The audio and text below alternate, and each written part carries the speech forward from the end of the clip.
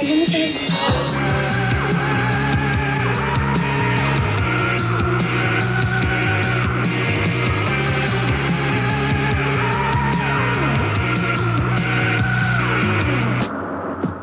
She said it has to stop, so she tidied up the flat. Babe, what do you think of that? Well, it's what depressive women often do. Don't complain that I'm depressed, but you know who's to blame. Oh, here you go again. Now you'll tell me I'm just like everybody else. You know I am, but as for you, I think you've changed. You're acting very strange, and every make-up might tell me the same. That's rich coming from you and your stupid fucking friends. Can't you let me be myself and live my life like everybody else?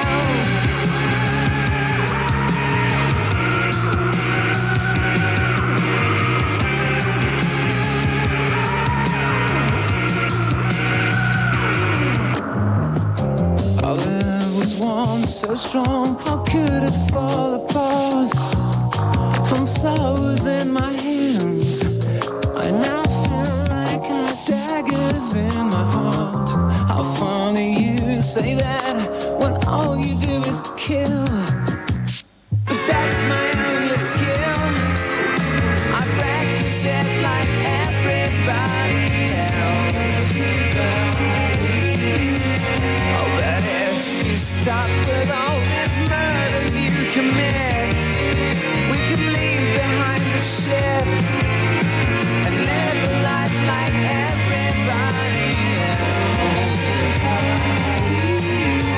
Oh, I don't hear you complain when I hand over cash, so that you can dress real flash and make up your like everybody else.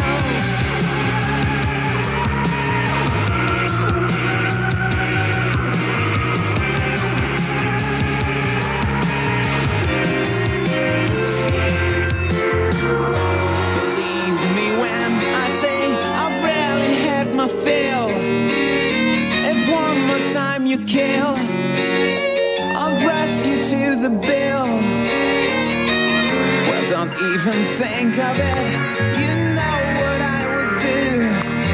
You would get what's due to you. My love will before you get home. Welcome to the TV screen. Until she I'm searching for great days. What you deserve like everybody else. You saw what happened when the children misbehaved. You might think that I'm depraved, but I dare to do what others only dream. Oh babe, say that again. It really turns me on. That is how my heart was formed, by you and not by anybody else.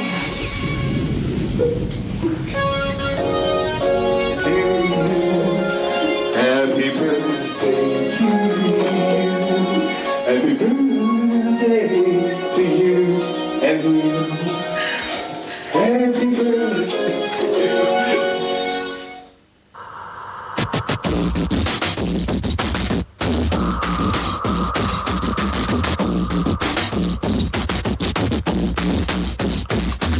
Approche-toi petit, écoute-moi gamin.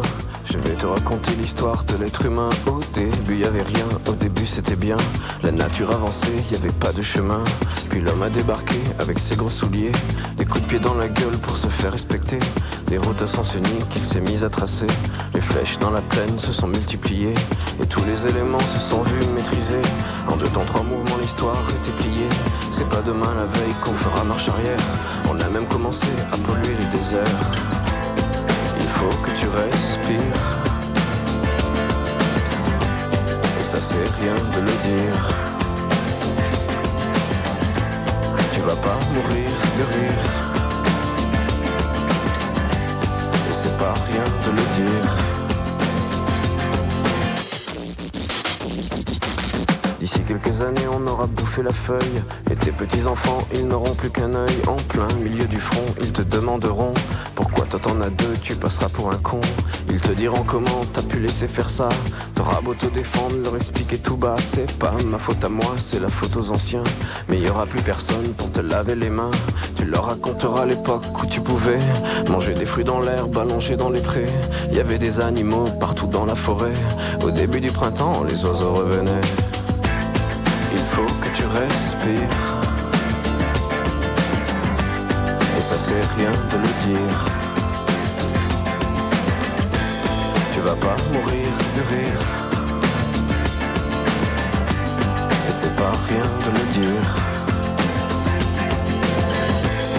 Il faut que tu respires. C'est demain que tout empire. Tu vas pas mourir de rire. Et c'est pas rien de le dire.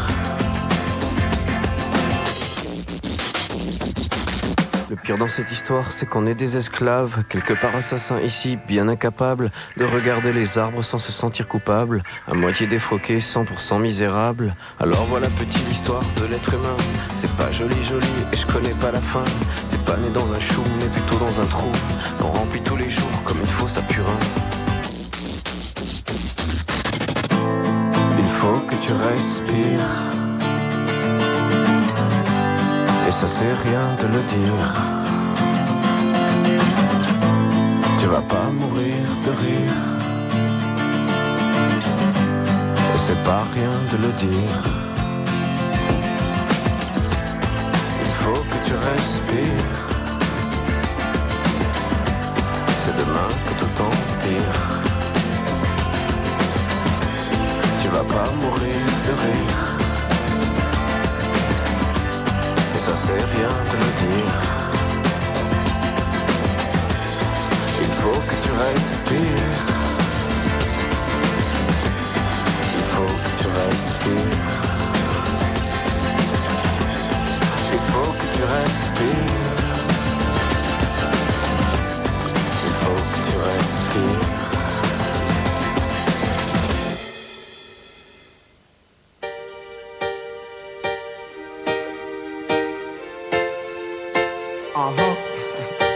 Yaman, Selassie, Rastafari.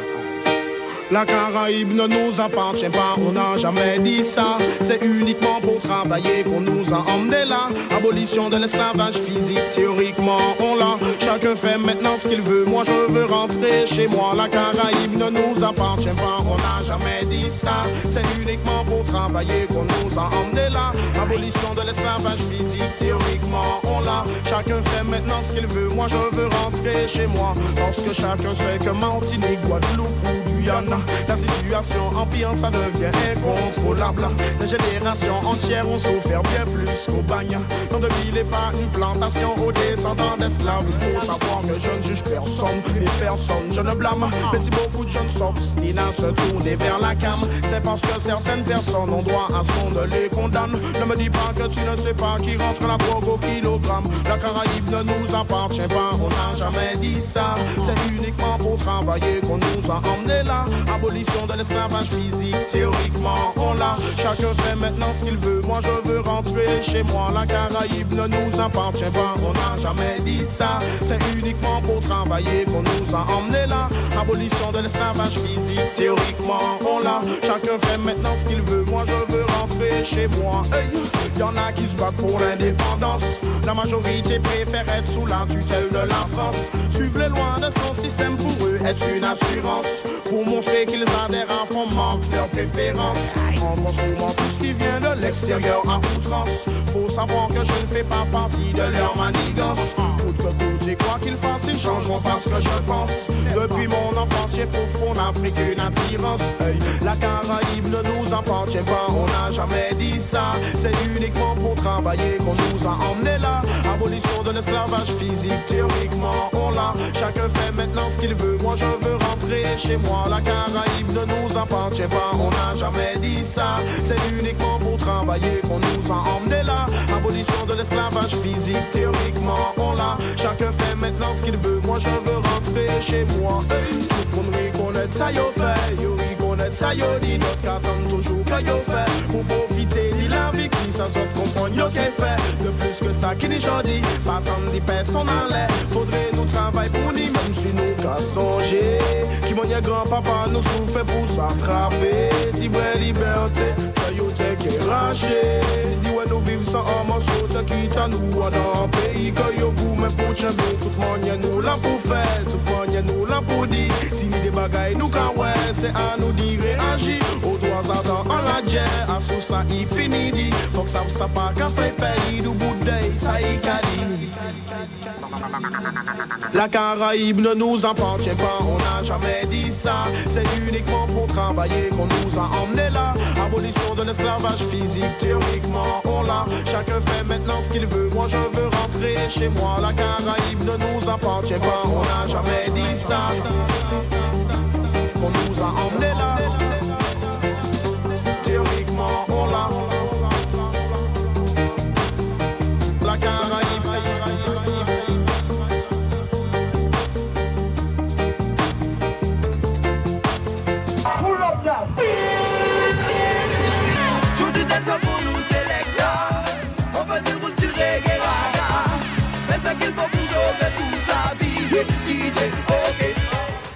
M6 Musique au 08 92 69 68 10.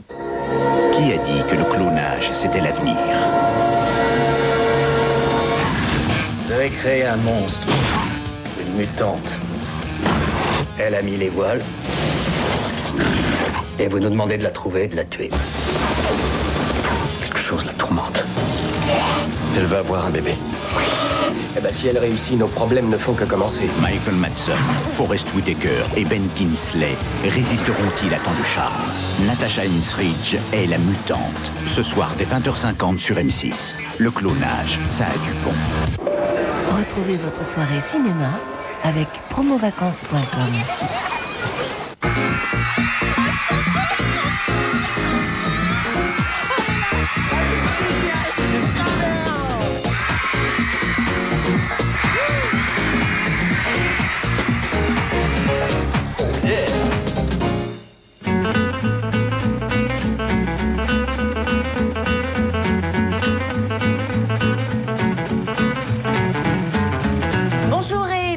Tous, vous enviez les gens qui prennent le temps de ne rien faire et qui profitent de la vie. Alors réjouissez-vous car aujourd'hui on vous donne la possibilité de vous détendre devant la télé. Basculez votre siège en arrière et installez-vous confortablement. C'est l'heure de Fan 2 et on commence tout de suite avec... Autant n'emporte le vent après avoir levé le voile sur Scarlett dans les épisodes précédents. Cette semaine, on vous dit tout sur Vincent Niclot, le beau Red Butler. Gomez et Dubois, les Starsky et Hutch des temps modernes, nous ont entraînés dans une course-poursuite infernale. Avec un nouveau film à l'eau de rose et sa romance avec Ben Affleck, on s'est demandé si Jennifer Lopez n'était pas le seul sexe symbole à être romantique. Et enfin, suite de notre incroyable feuilleton consacré à Alizée, aujourd'hui elle nous dévoile tous les secrets de fabrication de son nouveau clip.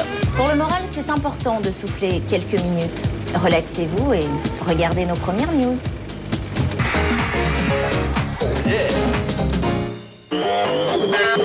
Surveiller les people, c'est une entreprise difficile. Après connexion, voici tout de même notre rapport pour la semaine.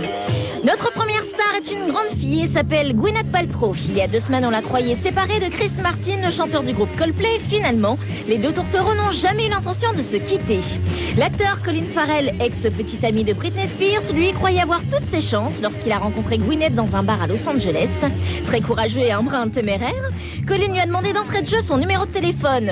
Une technique d'approche un peu violente pour Gwyneth qui lui a rétorqué qu'elle l'avait oublié. Oh, on la connaît Gwyneth, hein. Elle finira bien par craquer un jour. Tiens, il y en a un qui a totalement craqué, c'est l'homme seul de la semaine. Fred Durst, chanteur de rock US, et lui aussi ex-petit ami de Britney Spears, ouais. Elle a une libido qui déborde en ce moment, alors Fred n'y va pas de main morte depuis leur rupture. Il y a quelque temps, il crachait son venin dans la presse, déclarant que Britney menait une vie très spéciale à la limite de la bizarrerie. Cette semaine, il a décidé d'être très méchant, Fred, et on apprend que Britney fume, Britney fait la fête, Britney fait l'amour, une série de déclarations choc. Il a en outre précisé qu'elle ne s'était pas fait refaire les seins. Ouf, nous voilà rassurés. Allez, petit coup d'œil sur notre lancée de la semaine. Lisa Marie Presley, fille d'Elvis, ex de Michael Jackson, se lance dans la chanson. À 33 ans et après 2 mariages ratés, Lisa Marie décide donc de bosser pour s'occuper et sort prochainement son premier album intitulé sobrement Lisa Marie Presley. Mais pourquoi se priverait-elle de son nom, direz-vous ? J'avais besoin de temps pour grandir en tant qu'artiste et compositeur. Ça m'a pris à peu près 4 ans pour trouver ma place dans la musique et dans l'écriture des textes. Espérons que cette gestation lui sera profitable. Autre sortie cette semaine, le single de la petite artiste Mélissa Mars. Enfin, quand je dis petite, elle a tout de même 20 ans. Il n'empêche, Mélissa débute dans le métier de la chanson et nous livre son premier single intitulé « Papa m'aime pas ». Sur une mélodie enfantine, Mélissa parle de souffrance, de nounours, de joujou, de pompons, le tout avec beaucoup de poésie et d'innocence. Ça donne envie d'écouter le reste de l'album qui sortira très bientôt. Enfin, cerise sur le gâteau, voici les premières images du Pirate des Caraïbes où l'on retrouvera notamment le beau Johnny Depp. To the Caribbean. Over 3,000 islands of paradise. And one deadly curse. Pirates of the Caribbean. Vincent Niclot a un physique de jeune premier et croyez-nous, il va en faire craquer plus d'une. Rappelez-vous, les préparations de la comédie musicale Autant en emporte le vent ont commencé pour nous il y a quelques semaines par une rencontre avec le compositeur Gérard Presgurvic, suivi d'un entretien vérité avec sa fille Laura, devenue depuis peu l'héroïne Scarlett O'Hara. Aujourd'hui, la pression monte. La frénésie des coulisses reflète l'excitation de toute une troupe. Chanter cette histoire à la fois romanesque et terrible n'est pas chose facile, et toute la presse attend de voir, d'entendre et de juger.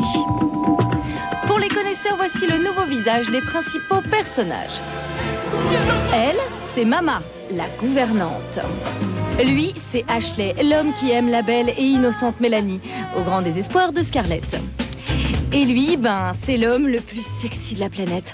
Celui qui sera le mari de Scarlett O'Hara, le fameux Butler, Red Butler. Il s'appelle en réalité Vincent Niclot. Son physique s'apparente à un croisement génétique entre Tom Cruise et David Charvet. Alors, beau gosse comme il a certainement déjà dû trouver sa Scarlett, non? Vincent Niclot, il a... Ah là là. Vincent Niclot, il a trouvé sa Scarlett, ouais. Mais elle est moins chieuse que la vraie Scarlett.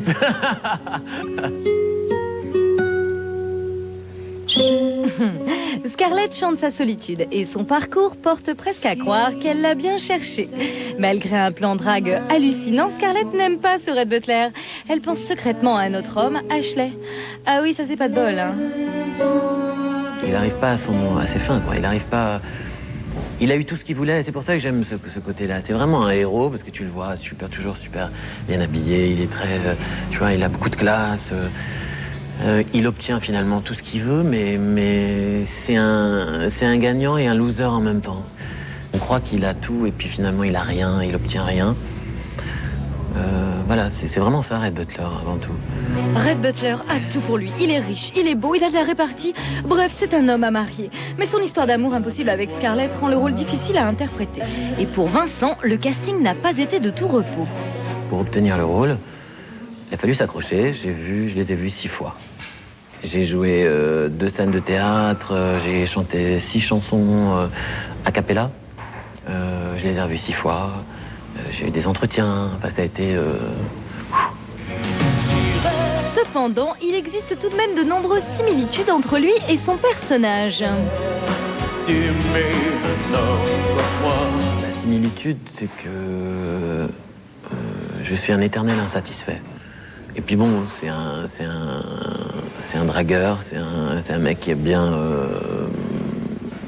sentir qu'il a un petit peu de charme sur les gens, et c'est vrai que je serais un peu menteur en disant que j'aime pas ça, qu'il n'aime pas ça. Bon, je me ramasse moins que Red pour l'instant, mais on sait jamais, ça peut arriver, je touche du bois.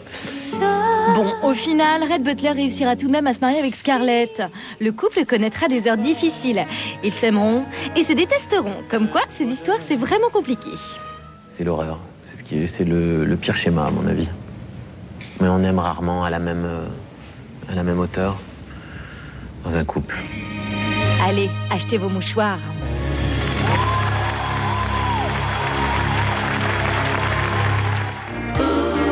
Gomez et Dubois sont en passe de devenir les flics les plus délirants de toute la planète. Ils sont deux, ils sont policiers et ils rappent. Voici Gomez et Dubois, des chanteurs qui s'amusent à parodier des flics. Ils sont rigolos, ripoux et en quête de magouilles en tout genre. Alors, sont-ils vraiment les Starsky Hutch des temps modernes? Nous avons mené l'enquête. Ici Central AG Braswell pour Fan 2. Qui êtes-vous? Je m'appelle inspecteur Gomez. Ouais, moi je suis inspecteur Dubois. Donc là, on est en train de chercher un individu qui a voulu s'approprier notre album avant la sortie, l'album Flicker hors la loi de Gomez et Dubois. Il y a un an, Gomez sortait un single, Les Ripoux, avec un autre chanteur qui s'appelait Tavares. Depuis, Tavares s'est lancé dans d'autres aventures et Gomez s'est trouvé un nouveau partenaire, Dubois. Alors, poulet grillé? Tavares a eu une affaire sur le dos suite à, on appelle ça chez nous des pots de vin. Donc il a dû vraiment partir en Colombie il était très pressé d'ailleurs. C'était chaud. Continuons l'investigation car leur dossier n'est pas très clair. Hôtel Commissariat, le premier extrait de leur album, est une parodie d'un tube de 1977. Mais si, rappelez-vous, oui, c'était eux, les Eagles avec Hôtel California. De plus, le titre aurait été composé à l'abri des regards indiscrets dans ce petit studio dont l'endroit est tenu secret. Moi j'aime cette maison près de la mairie en pleine ville. Ce morceau, Hôtel Commissariat, nous ça fait très longtemps qu'on l'a créé quoi. C'est nous l'original. Les Eagles pour nous c'est des aigles quoi, on sait pas qui c'est. D'ailleurs on a appris qu'il paraît qu'ils ont repris notre morceau Hôtel Commissariat. Et on va leur faire un procès quoi. Toujours à la recherche de leurs suspects, nous continuons notre course-poursuite. La combine de nos deux rappeurs fonctionne tellement bien qu'ils ont même décidé d'adapter leur personnage au cinéma dans un film au casting surprenant. Au départ, ils nous avaient proposé Brad Pitt et De Niro dans les rôles de Gomez et Tavares. Quand ils nous ont dit après qu'ils avaient eu un problème d'avion pour venir en France et qu'on nous a proposé Stomy et Titov, j'étais super content. Moi c'est Tavares. Moi c'est Gomez. Et quand on ose leur demander s'ils trouvent la comparaison avec Starsky Hutch flatteuse... Ouais. C'est une insulte là, tu vois, Starsky Hutch, Ah vas-y toi, putain. Tout le monde savait qu'ils se lavaient pas, au niveau sable c'était un peu pourri. Et nos deux poulets rentrent malheureusement bredouilles de leur ronde, à moins que... Et comme le dirait la chanson...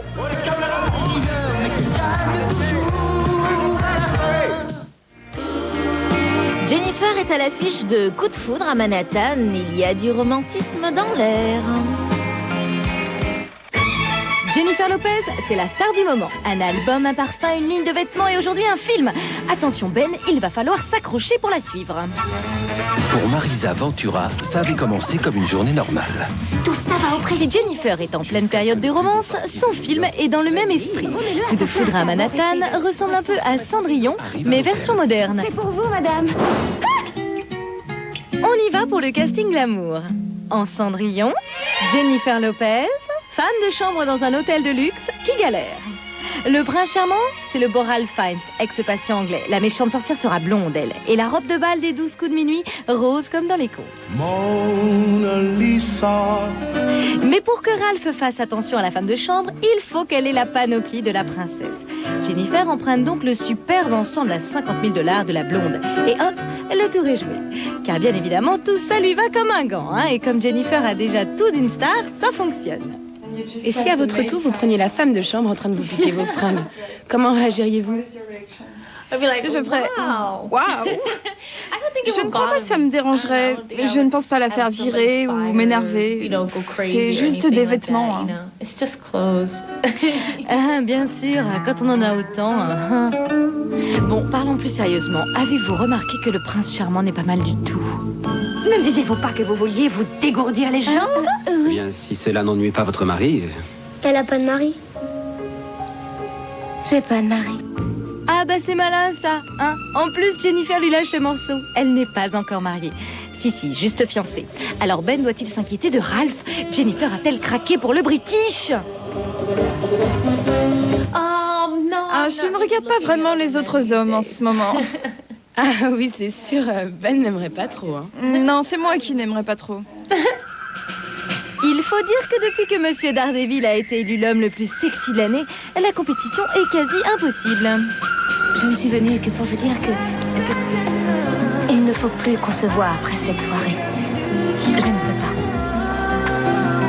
pas. Alors, vous auriez dû porter notre robe. Et c'est bien là le problème. Jennifer, c'est juste une bombe qui s'habille trop bien et sur qui tout le monde flash. Et là, ça commence à énerver Ben. Hein. Dans un journal américain, il remet les pendules à l'heure. Non, Jennifer n'est pas une diva torride. Et en plus, elle n'a eu que 4 hommes dans sa vie. Ça lui fait bizarre d'entendre les gens parler de moi comme une diva. Ou parler de fougue latine. C'est étrange pour lui car il me voit juste comme une personne normale et sympa. En tout cas, ce n'est pas l'avis de Matt Damon, le meilleur pote de Ben. Au dire de la presse, il verrait d'un très mauvais œil ce mariage au vu des précédents divorces de Jennifer. Venant de son meilleur ami, c'est pas très sympa. Hein. En plus, il n'a rien compris car Jennifer cherche juste le prince charmant. Je pense que toutes les petites filles rêvent du prince charmant. On veut qu'un jour il vienne nous sauver et nous emmène loin de nos vies pour nous mettre dans un palace. Enfin, pour le palace, Jennifer n'a pas eu besoin d'attendre son prince charmant. Et on se demanderait presque ce que Ben pourrait lui offrir de plus pour la combler. Passer dans une boutique, acheter les fruits préférés de quelqu'un en rentrant à la maison, ça pour moi c'est romantique. Les plaisirs simples de la vie, voilà ce qui plaît aux stars finalement. Et si le mariage des deux est en suspens, la bague de fiançailles est déjà là. C'est donc en bonne voie. Il ne reste plus qu'à attendre leur film, Jiggly, cet été pour voir si entre eux, c'est si fort que ça. On connaissait Jennifer chanteuse, Jennifer actrice, Jennifer presque Affleck, mais Jennifer en femme de chambre glamour. C'est une grande première. Alors, ça fait du bien de buller un peu, non? Allez, tout de suite après la pub, on vous dit tout sur... Le 3e épisode de la saga consacré à Alizée. Elle nous entraîne dans les coulisses de son clip, des images rares à ne manquer sous aucun prétexte. Et on terminera avec les stars qui ont fait parler d'elle cette semaine avec nos dernières news. À tout de suite.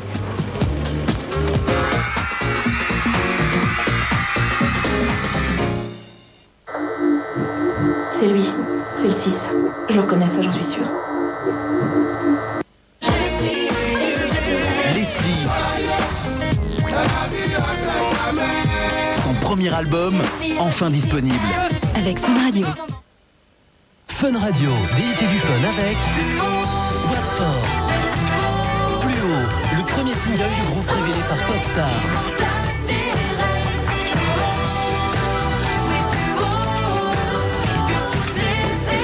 Plus haut, le premier single de Watford.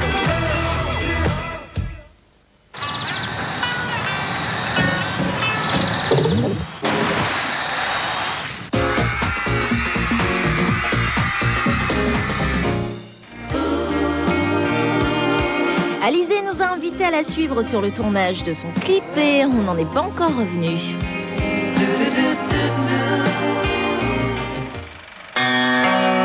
« 19 février 2003, banlieue parisienne, nous sommes sur le tournage du nouveau clip d'Alizée, J'en ai marre. Vous avez peut-être déjà vu ce clip, mais sachez que ces 4 minutes ne représentent que la partie émergée d'un iceberg de travail. Et pour la première fois, la star a accepté de lever le voile sur quelques secrets de fabrication. Pour ces vidéos, Alizée a toujours mis la barre très haut, images travaillées, lecture à plusieurs niveaux, rien n'est laissé au hasard. J'en ai marre ne déroge pas à la règle et même le décor, une cage de verre, a une explication très précise. Quand on en a marre, on a envie de s'enfermer dans une pièce et d'écouter personne et et d'être tout seul, de réfléchir, de penser à ce qu'on a envie de penser. Et donc c'est l'image de l'enfermement en fait. Sur papier, l'idée a l'air simple, mais une fois sur le tournage, tout devient brusquement très compliqué. Première contrainte, un décor blanc immaculé de 2500 mètres carrés où la moindre poussière ferait tache. Et pour entrer dans la cage de verre, c'est encore toute une histoire. Et il faut parfois souffrir pour que l'image soit belle, comme en témoigne cette séquence un peu douloureuse. Alors moi je suis par terre, je suis à genoux dans la cage et je reste assez longtemps et je chante en me baladant sur les côtés de la cage et je suis à genoux, donc je me suis brûlé les genoux, donc j'avais 2 hématomes énormes sur les genoux, vraiment très très gros et je pouvais plus me mettre à genoux du tout. Accident de travail. Alizé, un accident de travail. Mais après, c'était impossible parce que j'ai les genoux qui ont doublé de volume. Heureusement, j'avais fait tous les plans à genoux. Ils arrivent là, les pompiers? J'espère. Plus de mal que de peur, puisqu'Alizé peut compter à tout moment sur une équipe de choc pour la rassurer. Une équipe à son image, discrète et très polie. Bonjour. Plus difficile encore que les plans à genoux, les prises de vue réalisées avec l'eau qui ont duré 5 heures.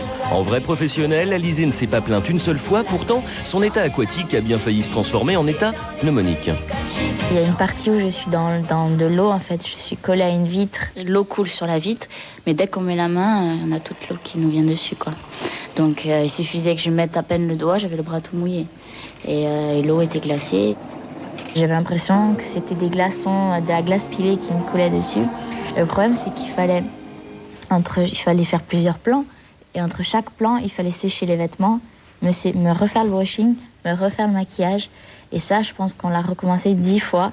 Après avoir eu si froid, il était temps de briser la glace. Et voici la séquence explosive de la cage de verre. Je ne sais pas exactement comment ils ont cassé la vitre parce que on était très loin. Et je crois que c'était du plexiglas. Allons-y. Top. Mais c'est vraiment moi qui casse la vitre avec le coup de poing par contre. Celle qui est tout autour, c'est un montage. Et la petite où je donne un coup de poing, c'est vraiment moi qui la casse. Une courte pause et quelques tartines plus tard, le tournage reprend, mais cette fois-ci dans la langue de Shakespeare. Et Fan2 vous offre en exclusivité quelques images du clip, version anglaise.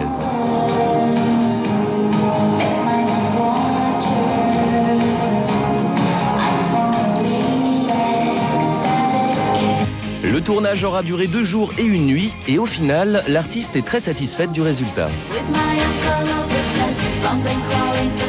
En fait, ce qui m'a surprise, c'est la manière dont ça a été monté, la vitesse où se déroulent les images, tous les plans mélangés. Je pensais pas que ça allait être comme ça et on est agréablement surprise. La semaine prochaine dans Fan2. Bonjour, magnifique mademoiselle Alizé. Alizé s'exporte, les Japonais s'emportent et Fan2 vous offre un tour du monde plein de surprises en guise de dernier épisode. À la semaine prochaine. Vous vous demandez comment faire pour être au courant des potins? C'est simple, regardez nos dernières news. On aime les regarder, les entendre, tous savoir de leur actualité. Aujourd'hui, les people se donnent à nous et nous livrent 2 minutes 20 de bonheur. Voici un spectacle combien intéressant, les aimants de la semaine. Nicole Kidman et Brad Pitt se croisent depuis un moment au cours des réceptions et des cérémonies. On se demande comment l'un et l'autre font pour s'ignorer.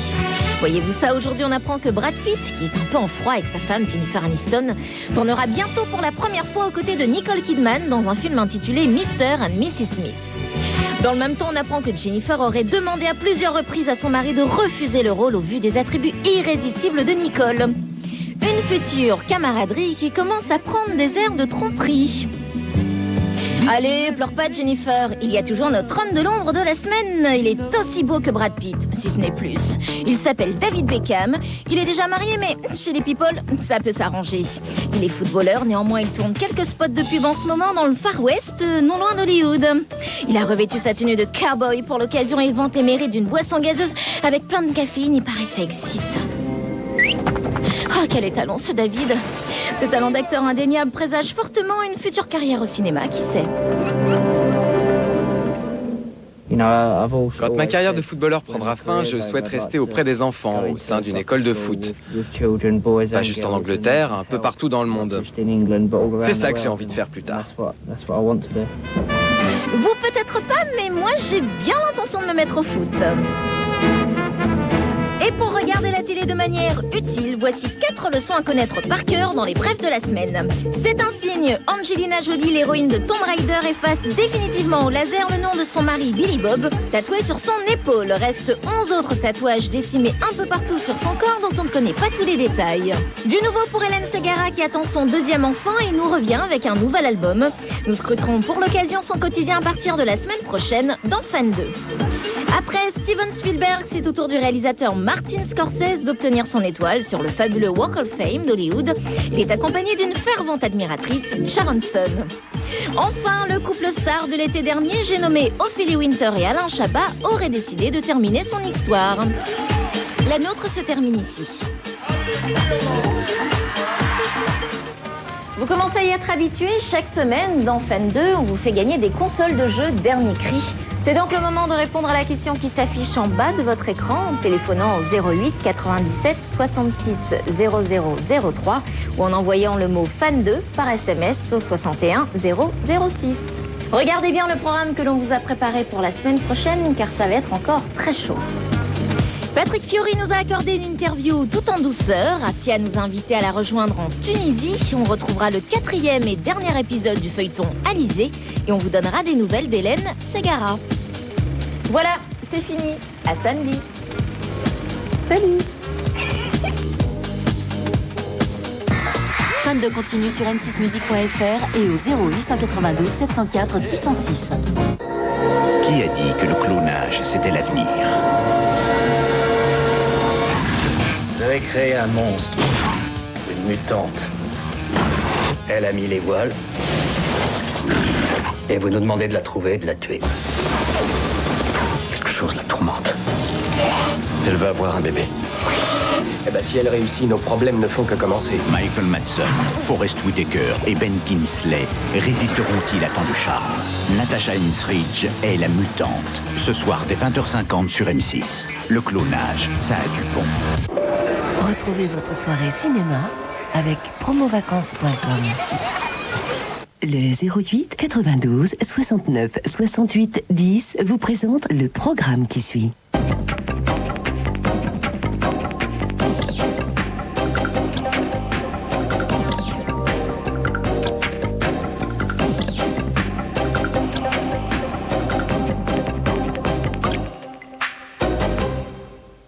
Pour les chiens aussi, l'obésité est une maladie. Quelles sont les causes de surpoids chez nos compagnons? Et comment mieux les nourrir? Tous les conseils avec des spécialistes de la nutrition animale. Sans risque, vous supprimerez tout grignotage à la maison. Tout ce qui vient de la table du maître, tout ce qui est donné à l'animal pendant la préparation du repas ou après le repas doit être impérativement éliminé. À l'entrée en 6e, 15% des enfants ne savent pas lire. Donc c'est quoi tout ce mot? Principal responsable, l'apprentissage de la lecture chez les plus jeunes. Pour les scientifiques, les méthodes utilisées sont contraires au fonctionnement même de notre cerveau. Le cerveau ne reconnaît jamais les mots dans leur ensemble. Il est incapable de le faire, il ne sait pas le faire. Et puis un reportage dans les coulisses de nos sens. Comment marchent les illusions d'optique? Sommes-nous trompés par nos yeux ou notre cerveau? Toutes les réponses sur des images renversantes. Bonsoir. Aujourd'hui, comme leur maître, beaucoup de chiens ont tendance à trop manger et à ne pas faire assez d'exercice. C'est pourquoi des vétérinaires les mettent au régime. En quoi consiste un régime pour chiens? Comment peut-on les faire redescendre à leur poids idéal? Un fabricant d'aliments pour animaux a organisé un concours étonnant. Reportage de Grégory Stupien.